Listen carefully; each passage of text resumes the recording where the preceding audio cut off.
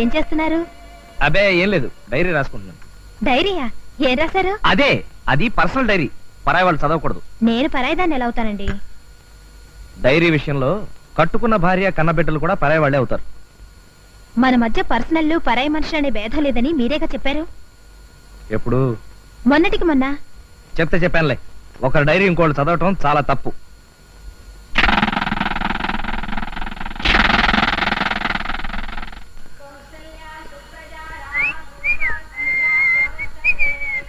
ఇంత పొద్దుటే ఎక్కడికి వెళ్తున్నారు? జాగింగ్ కి.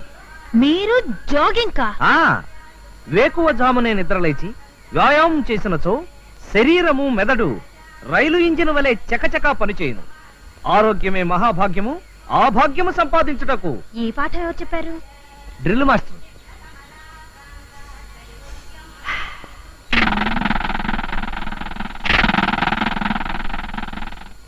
మీకు కూడా జాగింగ్ చేసే అలవాటుందా?